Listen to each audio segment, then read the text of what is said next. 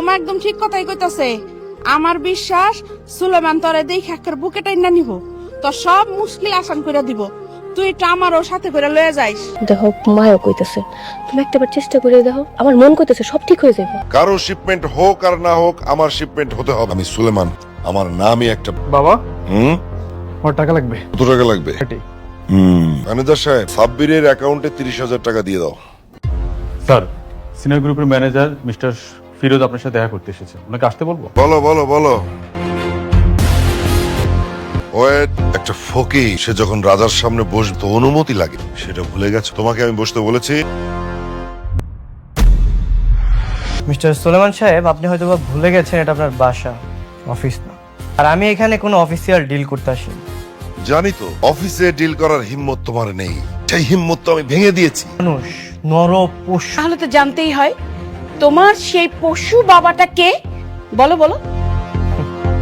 বাহ, আপনি তো খুব ভালো একটা মোমেন্টে খুব সুন্দর একটা প্রশ্ন করেছেন।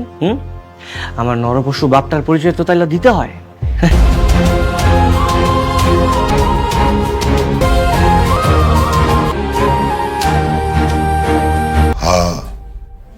হাসিনা? হ্যাঁ আমি হাসিনা। চিনছেন আমারে? কি ব্যাপার সুলেমান খান, আপনার দ্বিতীয় স্ত্রীকে পরিচয় করে দিন আপনার প্রথম স্ত্রীর সঙ্গে। Shut up! যে জুতা আমি একবার পা থেকে খুলে। হাসিনা, কোন সাহসে তুমি আমার সামনে এসেছো? আগেও জানোয়ার ছিলেন, এখনো ঠিক সেই আগের মতোই জানোয়ারি। How dear is she! তোমাকে এত বাজে কথা বলছে আর তুমি চুপ করে আছো। আরে বলুক না, বলুক। দিলে না ময়লা যায় না। কুকুরের লেজ কখনো সোজা হয় না, মেয়ে কখনো ভালো হবে না। শুরু করবো আব্বা? এই দেখ খালন একের মাস আর পাইবেন না। তোমরা সময় মতো দাঁড়ায় আছো কেন? আরে দাঁড়াও, পাস। ম্যাডাম বলার পরে বলবা। হ্যাঁ, এই দেখ খালন একের মাস আর পাইবেন না।